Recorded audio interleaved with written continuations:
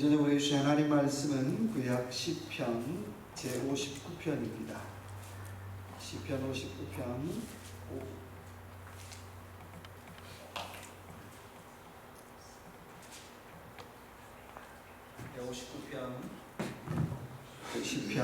59편 1절에서 4절까지만 읽겠습니다. 시편 59편 1절에서 4절 구약 843면입니다.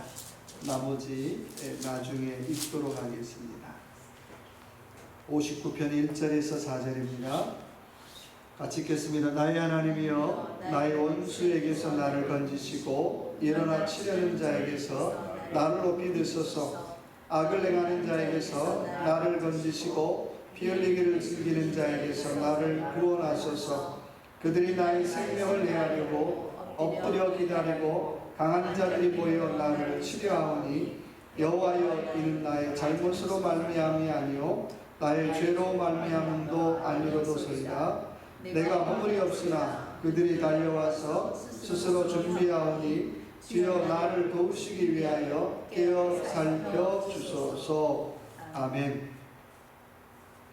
제목 한번 읽어볼까요? 다윗의 믹담시 인도자를 따라 알다스에 맞춘 노래. 사울이 사람을 보내어 다윗을 죽이려고 그 집을 지킨 때에. 여러분, 믹담이라는 말이 무슨 말이죠? 믹담이라는 말은 교훈이라는 뜻을 가지고 있죠. 다윗이 인생을 살면서 이건 내가 참 생각해봐도 좋아, 중요한 거야, 에키스야. 인생의 중요한 교훈을 믹담이라고 표현을 해요. 그래서 후대에 믹담시, 또 믹담이라는 표현으로 이건 좀 후대가 알았으면 좋겠어 라는 의미로 믹담이라고 표현합니다. 근데 오늘 곡조를 보니까 어떤 곡조예요? 알라셋. 알라셋이 뭡니까? 알라셋이 뭐죠? 하나님 나 좀 살려주세요. 하나님 나 좀 살려주세요. 다윗의 알라셋의 곡조가 몇 개 안 되는데 오늘도 역시 하나님 앞에 하나님 날 좀 살려주세요. 우리 가정 좀 살려주세요. 우리 교회 좀 살려주세요. 우리 자녀들 좀 살려주세요. 라고 고백하는 거예요. 자, 그 알라스에서 맞춘 시편 59편의 제목을 한번 본다면, 자, 뒤에 한번 볼까요? 9절 볼까요? 하나님은 나의 요새시니 그의 힘으로 말미암아 내가 주를 바라리이다 라는 말씀 가지고 하나님은 나의 요새시니, 하나님은 한번 따라합시다. 하나님은 나의 요새이십니다. 네, 믿습니까? 사람은 못 믿는데 하나님 나의 요새입니다. 하나님 나의 요새입니다. 하나님 우리 가정의 요새입니다. 하나님 우리 직장의 요새입니다. 하나님 우리 교회의 요새입니다. 라고 하는 믿음의 고백이 있기를 주님의 이름으로 축원합니다. 자, 오늘 본문의 배경은 사무엘상 제19장을 배경으로 합니다. 사울이 다윗이 골리앗과의 승전한 후에 사울이 그 승전 기념으로 딸 미가를 결혼을 시켜요. 뭐 그걸로 가면 괜찮은데 그 다음에 다윗을 죽이려고 하죠. 사울이 다윗을 죽이려고 했던 이유는 딱 하나예요. 여론조사 때문이죠. 여론조사가 했는데 어떻게 나왔어요? 사울을 죽인 자는 얼마? 천천이요. 다윗을 죽인 자는 만만이라. 여론조사인데 기분 나쁜 거예요. 대통령이 1등 나와야 되는데 저 밑에 있는 어떻게 군대 장관, 국방부 장관이 여론조사 1등이라는 거예요. 없애야 되겠네. 그래서 오늘 사람을 보내서 다윗을 죽이려고 하는 그 상황 속에서 고백되어지는 시편이라는 거예요. 왜 다윗이 이런 일을 했을까요? 물론 정권의 안정, 그런 정치적인 표현을 쓸 수도 있지만 사울에게는 굉장히 중요한 게 있다면 여론조사, 인기가 중요했기 때문에. 사람이 인기에 매이게 되면 점점 어떻게 해요? 다른 사람을 해코지 하고 다른 사람을 죽이는 자리까지 나가게 된다는 거예요. 뭐 때문에요? 인기 때문에. 인기 때문에. 여러분, 연예인들이 왜 마약을 많이 투여하나요? 의사들이 그렇게 얘기해요. 과도한 인기에 대한 스트레스 때문이래요. 뭐에 대한 스트레스? 과도한 인기에 대한 스트레스 때문에 연예인들이 그렇게 수없이 많이 마약을 투여한다는 거예요. 무대에 올라가면 노래를 하거나 연극을 하면 수많은 사람들이 환호, 오빠 그러는데 내려오면 어떻게 해요? 험하다는 거예요. 감당 못하는 거예요. 마약을 투여하면 무대에 있을 때랑 똑같은 효과가 나온다는 거예요. 그래서 그 인기 때문에 마약을 계속해서 투여하는 거예요. 근데 그 마약 투여 때문에 결국 자기도 망하고 상대방도 망하는 자리까지 가게 되는 거죠. 여러분, 인기가 나쁜 것 아니에요? 그런데요, 우리가 그 인기에 매여 살면 나도 힘들고 다른 사람도 힘들게 한다는 거예요. 뭐 인기든 뭐든 저와 여러분들이 매여 사는 거 가만히 한번 보시라는 거예요. 아유, 목사님, 나는 매여 사는 거 없는데요. 가만히 한번 보세요. 내가 반응하는 거 보면 내가 무엇에 매여 사는지 가만히 어떻게 해요? 정체가 들어가요. 내가 돈에 반응자라면 저는 돈에 매여 사는 사람이에요. 또 뭐 권력에 반응자라면 저는 권력에 매여 사는 사람이에요.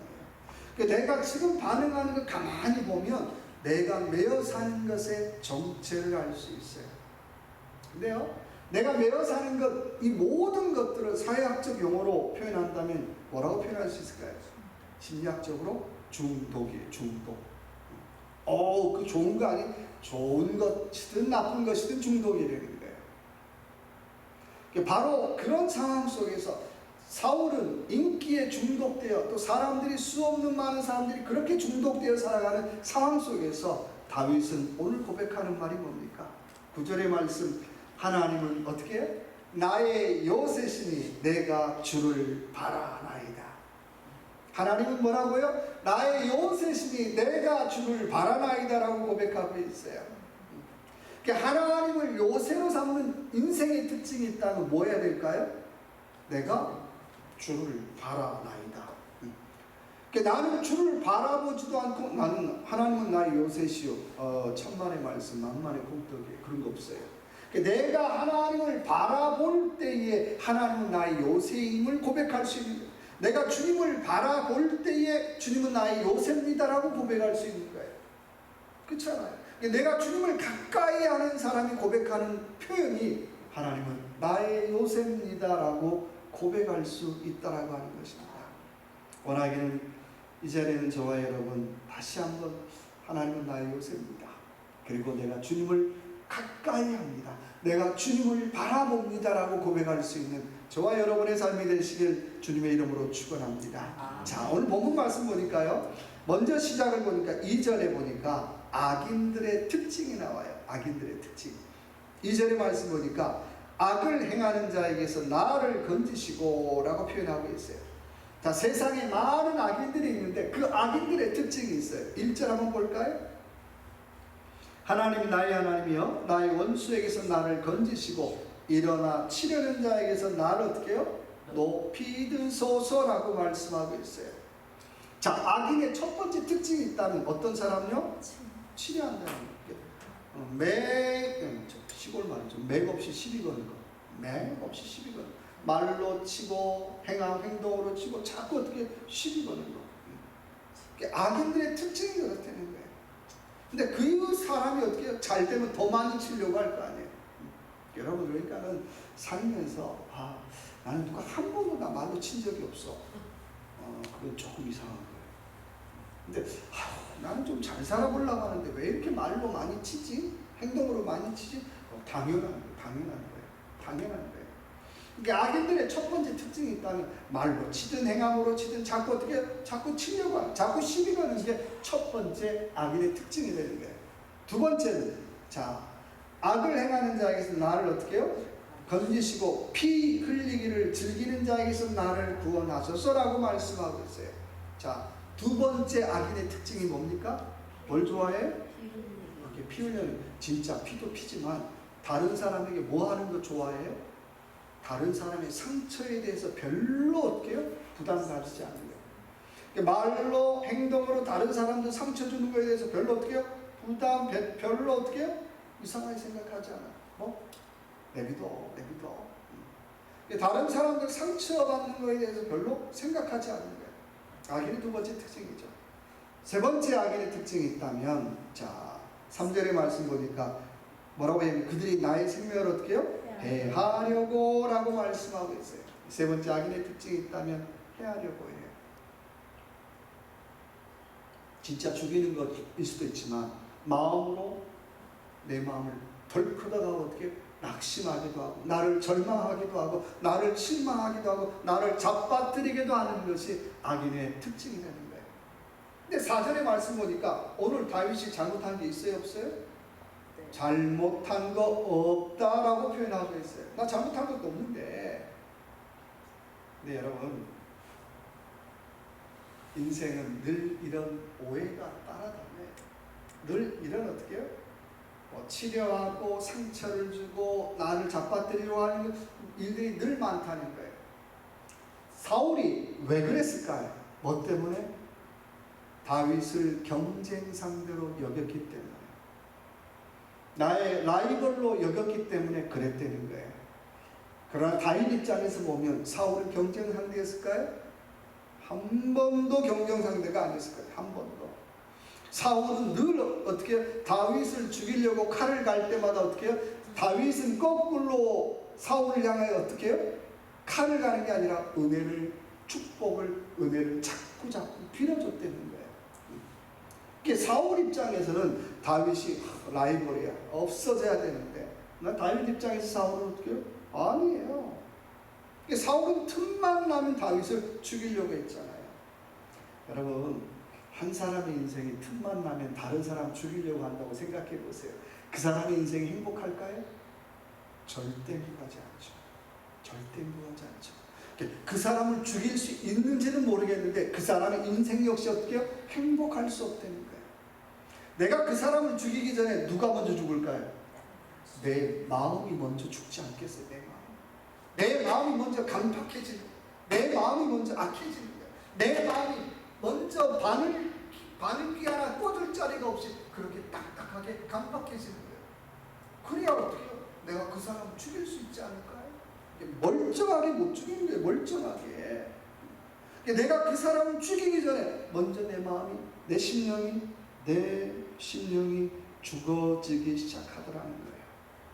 그래서 사회적으로 살인자들 향해서 뭐라고 부릅니까? 사이코패스, 소시오패스라고 불러요. 둘 다 반사회적 인격 장애자라고 부르죠. 사이코패스든 소시오패스든 이 사람들은 몇 가지 특징이 있어요. 7가지 특징이 있대요. 첫째는 법을 무시한대요. 법을 무시한대요. 두 번째는 항상 거짓말을 따라, 거짓말을 항상. 세 번째는 충동적이래요. 네 번째는 공격적이래요. 다섯 번째는 다른 사람의 안전에 대해서 손톱만큼도 신경 쓰지 않는데, 여섯 번째는 무책임하대요. 일곱 번째는 양심의 가책이 없대요. 이런 7가지 특징을 가지고 있어요. 그 사람 가리켜서 어떻게? 소시오패스, 사이코패스 이렇게 부릅니다. 근데 가만히 보니까 어떻게 해요? 저는 이 말 보면서 나도 해당 사항이 있는 것 같아요. 제가 사이코패스가 있는 게 아니라 해당 사항이 좀 있는데, 여러분 어떠세요? 여러분 어떠세요? 다른 사람의 안전에 대해서 그렇게 신경 쓰나요? 늘 책임 있는 자세로 살아가나요? 그렇지 않을 때 너무 많잖아요. 누가 그렇게 살았나요? 오늘 사울이 그렇게 살았다는 거예요. 그런 사울의 사이코패스, 소시오패스 같은 그런 사울의 다윗은 어떻게 해요? 오늘 고백하는 말이 9절 다시 한번 같이 한번 읽어볼까요? 하나님은 나의 요새시니 그의 힘으로 나 말미암아 내가 주를 바라나이다. 1절의 말씀, 나의 하나님이여 나의 원수에게 나를 건지시고 일어나 치려는 자에게 어떻게요? 나를 높이 드소서라고 얘기하고 있어요. 그런 사울을 향해서 사울이 자기를 위협할 때마다 다윗은 고백하는 말이 어떻게? 하나님 내게 칼을 주십시오. 하나님 내게 무기를 주십시오. 하나님 내게 군사를 주십시오라고 하는 게 아니라 하나님 어떻게 해요? 나를 높이 드소서라고 고백하고 있어요. 히브리 말로 사가부라는 말인데 나를 높은 곳에 두다는 거예요. 그 말은 요새라는 뜻과 같아요. 하나님 나를 어디에 뒀다는 거예요? 사울이 나를 잡을 때마다 하나님은 내 인생을 어디에 두셨다고요? 요새에 두셨다는 거예요. 요새에 두셨다는 거예요. 여러분, 저와 여러분의 인생도 마찬가지죠. 세상이 어떻게 해요? 저와 여러분을 위협하고 때로는 힘들게 하고 어렵게 할 때마다 하나님은 여전히 저와 여러분을 어떻게 해요? 싸가 나를 높은 곳에 두시더라는 거예요. 나의 사업장을, 나의 직장을, 나의 인생을, 나의 자녀들을 어떻게 해요? 또 교회를 하나님 나의 요새에 두시는 하나님이신 줄로 믿습니다. 그 하나님 믿고 우리가 어떻게 해요? 나아가야죠. 하나님이 싸가 요새에서 지켜주지 않는다면 나는 아무것도 지킬 수가 없어요. 그렇잖아요. 뭐 내 건강, 물질, 재능, 뭐 이거 뭐 어떻게 해요? 아무런 의미 없어요. 그래서 다윗은 계속해서 하나님 앞에 하나님 나를 싸가, 하나님 나를 요새에서 지켜주세요. 내 인생을 요새에서 지켜주세요. 내 가정을 요새에서 지켜주세요. 내 사업장을 요새에서 지켜주세요. 그렇게 고백하는, 또 그런 고백을 할 수 있는 저와 여러분의 삶이 되시길 주님의 이름으로 축원합니다. 두 번째 요새이신 10절 한번 볼까요? 10절. 네, 10절 한번 보겠습니다. 네, 같이 한번 읽어볼까요? 나의 하나님이 그의 인자하심으로 나를 영접하시며 하나님이 나의 원수가 보응하는 받는 것을 내게 보게 하시리라. 두 번째는 하나님을 요새로 삼는 사람의 특징이 나와요. 자, 그 특징 첫 번째 보니까 뭐라고 얘기합니까? 나의 하나님이 그의 뭐로요? 인자하심으로 나를 영접하시며 라고 고백하고 있어요. 하나님을 정말 요새로 삼는 인생의 특징이 있다면 하나님이 어떻게 해요? 하나님의 인자하심으로 나를 영접한다는 거예요. 오, 보통은 어떻게 우리가 하나님 영접하는 건데 하나님의 인자하심으로 나를 영접하겠다는 거예요. 영접한다는 말은 헬라어로 데코마이라는 말인데 그 말은 손으로 받는다라는 뜻을 가지고 있어요. 손으로 받는다. 어렵죠? 이게 영어로 번역하면 뭐로 번역할 수 있을까요? 영어로 한 단어로 한다면 welcome. 그러니까 나는 하나님 앞에 때로는 사고치고 말썽 부리고 때로 하나님 영광을 가릴 때가 많은데 그때마다 하나님 나 어떻게 한다는 걸 welcome. 오늘 특별히 사울의 그런 어려움 속에 있는 그 다윗이 고백하는 말은 나의 하나님은 항상 나를 어떻게 웰컴하시는 분이야. 여러분 그 하나님 믿으십니까? 사람들이 뭐라고 얘기해도 일단은 잠깐만, 그래도 하나님 나를 웰컴하시는 하나님이야. 내 인생을 웰컴하시고 내 자녀들을 웰컴하시고 내 사업장과 내 직장을 웰컴하시는 하나님이야 라고 고백할 수 있는 저와 여러분의 삶이 되시길 주님의 이름으로 축원합니다. 마태복음, 마가복음 9장에 보니까 제자들이 어느 날 모였어요. 모여가지고 하는 이슈, 토론 주제가 뭐냐면 누가 제일 큰 제자냐, 누가 넘버원 제자냐라고 하는 이슈를 가지고 토론을 했죠. 자, 누가 넘버원이었어요? 한참 토론이 이어지고 있는데 예수님이 딱 오셔서 하는 말이 뭐라고 얘기합니까? 야야, 어린아이 하나 데리고 오면서 야야, 이 어린아이 하나를, 이 소자 하나를 영접하는 사람이 천국에서 넘버원이다. 천국에서 큰 자다. 제일 큰 제자다 라고 주님이 얘기하세요. 다른 말로 말한다면 어떤 사람이 천국에서 큰 자입니까? 이 어린아이 하나를 어떻게 영접, 아까 또 뭐라 그랬어요? 영어로요? 웰컴하는 그 사람이 어떻게 해요? 진짜 큰 제자다라고 얘기하는 거예요. 제가 어릴 때 그 동네 약장사 보면 단골 멘트 중 하나가 뭡니까? 애들은 가. 무슨 애가 무슨 죄가 있습니까? 구경하려고 하면 어떻게 애들은 가라고 한 대 막 쥐 맞고 막 그러잖아요. 그러면 어른들 막 그 다리 사이에서 보다가 또 맞고 가고 그랬잖아요. 근데 천국에서 가장 큰 사람은 정말 하나님을 요새로 삼는 인생의 특징이 있다면 누가 오든지 간에 뭐 하는 사람이요? 웰컴하는 사람. 우리는 저도 편견이 많잖아요. 저도 쉽게 잘 웰컴 못해요. 이 사람은 이래서 안 되고 저 사람은 저래서 안 되고 이 사람은 그래서 안 되고. 근데요, 정말 천국 시민의 하나님을 요새로 삼는 인생의 특징이 있다면 누가 와도 어떻게 해요? 웰컴할 수 있는가? 우리 교회 누가 찾아와도 어떻게 웰컴할 수 있는가? 목사님 그 사람 많이 안 배웠는데요. 그 사람 가진 것도 없는데요. 그 사람 저기 뭐가 부족한데요? 일단은 그거하고 상관없이 웰컴할 수 있는가? 웰컴할 수 있는가? 웰컴할 수 있는가? 원하기는 저와 여러분 누가 오든지 간에 웰컴할 수 있기를 주님의 이름으로 축원합니다.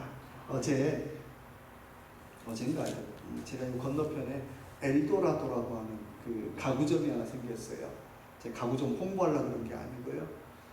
교회 일하면서 나중에 리모델링 끝나면 우리 교회 어떤 가구가 좋을까 오픈했다니까 한번 구경 갔어요. 갔는데 직원이 그냥 친절하게 웰컴한 거예요. 따라다니면서 필요한 거 없는지 계속 물어보는 거예요. 그래서 나는 엘도라도 그러면 황금이 생각이 나는데 엘도라도 이제 가구로 바꿔야 되겠다. 그래서 엘도라도 여기서 가구 사고 싶네? 그런 마음이 드는 거예요. 이유가 뭘까요? 싸서가 아니라 웰컴하니까, 환영해 주니까. 이렇게 환영해 주는데 내가 다른 데 갈 수 있을까? 마찬가지죠. 교회도 어떻게 해요? 웰컴하면 이렇게 환영해 주는데 내가 다른 데 갈 수 있을까? 그런 마음 생길 수 있잖아요. 그래서 원하기는 저와 여러분의 인생에 또 직장에서, 가정에서, 교회에서 웰컴. 배운 것, 가진 것, 능력 이거 잠시 내려놓고 웰컴할 수 있는 저와 여러분의 삶이 되시길 주님의 이름으로 축원합니다. 세 번째는 하나님을 요새로 삼는 인생의 세 번째 특징이 있다면 16절 한번 볼까요? 나는 주의 힘을 노래하며 아침에 주의 인자하심을 높이 부르오리니 주는 나의 요새시며 나의 환난 날의 피난처심이니이다. 자, 하나님을 요새로 삼는 인생의 세 번째 또 하나의 특징이 있다면 뭐가요? 찬송이 고백되어진다라고 하는 거예요. 오늘 말씀 보니까 하나님을 나의 요새로 삼으면 뭘 찬양해요? 나는 주의 뭘 노래한다고요? 주의 힘을 노래한대요. 하나님의 파워를 노래한대요. 하나님의 능력을 노래한다는 거예요. 하나님의 은혜를 노래한다는 거예요. 내가 열심히 공부했더니, 내가 이거 생각을 깊이 했더니, 내가 아주 기가 막히게 훈련을 잘 했더니 이런 얘기 안 해요. 예수 믿으면서 부질없는 얘기가 이런 거죠. 내가 좀 머리가 똑똑해서, 내가 많이 배워서, 내가 능력이 있어서, 내가 경험이 많아서, 내가 전략을 잘 짜서, 이건 다 부질없는 얘기예요. 우리가 정말 예수 잘 믿는 사람이 고백할 수 있는 일이 있다면 뭘까요? 뭡니까? 하나님의 힘이, 하나님의 능력, 하나님의 은총. 해보라는 거예요. 빈말이라도 어떻게 하나님의 은혜입니다, 하나님의 은혜입니다, 하나님의 은혜입니다라고 하면 어떻게 진짜 하나님의 은혜로 고백되어지겠죠. 진짜로 고백하면 너무 좋고요. 근데 이게 하나님의 은혜라고 하는 게 안 느껴지니까 자꾸 어떻게 해요? 내가 경험이 많고요, 내가 많이 배웠고요, 내가 실력이 있고요, 내가 또 인생 경험이 있잖아요. 이런 얘기하고 다니는 거예요. 이건 예수 믿는 삶에서 참 부질없는 얘기라는 거예요. 오늘 말씀 보니까 하나님을 나의 요새로 삼는 인생의 또 하나의 특징이 있다면 나는 하나님의 힘을 노래합니다. 나는 하나님의 은혜를 노래합니다. 나는 하나님의 권능을 찬양합니다라고 고백하고 있다는 거예요. 근데 이 말씀 가만히 보면요, 이건 일이 잘 돼서 하나님 할렐루야 하는 게 아니라 어떻게 해요? 미리 하나님의 능력을 찬양하는 거예요. 여러분 쉬울까요 그게요? 바울과 실라가 빌립보 감옥에 갇혔어요. 감옥을 다 나온 다음에 오 하나님 땡큐 주님 감사합니다 찬양했나요? 어디서요? 빌립보 감옥 안에서. 그리고 어떻게요? 수없이 매를 맞은 다음에 좀 미리 좀 땡겨서 감옥도 풀어주고 매도 안 맞게 해주고 주님 찬양합니다 그러면 얼마나 좋아요. 그렇게 안 했다는 거예요. 매 맞은 거 다 맞았는데요, 감옥 안에 자꾸에 차일 거 다 차있는데 그 와중에 주님 앞에 찬양하고 있더라고 하는 거예요. 미리 찬양하는 거죠. 미리 하나님의 능력을 찬송하는 거예요. 미리 주님의 은혜를 고백하는 거예요. 나는 지금 이 빌립보 감옥 안에 있는데 하나님은 능력이 있으십니다. 하나님은 내게 은혜로우신 분입니다. 하나님 내게 파워풀하십니다라고 고백하고 있더라고 하는 거예요. 그랬더니 오늘 말씀 보니까요, 자 힘을 노래하며 어떻게 해요? 아침에 주의 인자하심을 높이 부르오리니 주는 나의 요새시며 나의 환난 날의 피난처 심이니이다. 자, 저녁에 절망의 저녁이 지나고 절망의 저녁이 지나서 어떻게 소망의 아침으로 바뀌어지더라고 하는 거예요. 여러분, 찬송의 능력이 있다면 뭘까요? 절망이 바뀌어서 소망으로 바꾸는 능력과 힘이 있다라고 하는 거예요. 여러분, 억지로라도 찬송하세요. 근데요, 찬송은 억지로 안 돼요. 억지로. 여러분, 하나님의 은혜를 억지로 찬송할 수 있을까요? 안 돼요. 이유는 하나님의 은혜는 내가 만들 수 없기 때문에. 내가 하나님의 은혜를 만들 수 있다면 억지로 찬송할 수 있겠죠. 근데요, 하나님의 은혜는 어떻게 일방적으로 내게 부어지는 거기 때문에 내가 만들 수가 없어요. 그렇잖아요. 부어주는 대로 받아야 되고, 부어주는 대로 누려야 되고, 부어주는 대로 어떻게 해요? 나는 받을 수밖에 없다는 거예요. 내가 은혜를 억지로 못 만드니까 찬송도 어떻게 해요? 억지로 할 수 없어요. 물론 립서비스로 그 크신 하나님의 사랑했는데 어떻게 속에는 하나도 감사가 없이 그런 립서비스는 할 수 있겠는데 진정한 찬송은 만들 수 없다는 거예요. 진정한 찬송은 하나님의 은혜를 체험한 사람만 부를 수 있는 게 찬송이에요. 우리 옛날에 불렀던 복음성가 중에 그런 소리 있죠. 복음성가 중에 찬송을 부르세요, 찬송을 부르세요, 놀라운 일이 생깁니다. 찬송 부르세요. 물론 기도에도 놀라운 일이 생기지만 찬송에도 놀라운 일이 생길 줄 믿습니다. 원하기는 저와 여러분의 사업장에, 가정에서, 직장에서 하나님, 내가 찬송이 안 나오는데 하나님, 내가 찬송할 힘을 주십시오. 그래서 하나님, 서툴지만 하나님을 찬양하고 하나님의 은혜를 고백하고 하나님의 파워를 찬양함으로 사업장에, 직장에, 가정에 정말 바울과 신라를 가두었던 그 옥문이 열리듯이 우리의 환경에, 어둠의 환경을 닫았던 그 문들이 열리는 놀라운 은혜의 역사를 체험하는 저와 여러분의 삶이 되시길 주님의 이름으로 축원합니다. 같이 한번 기도합시다.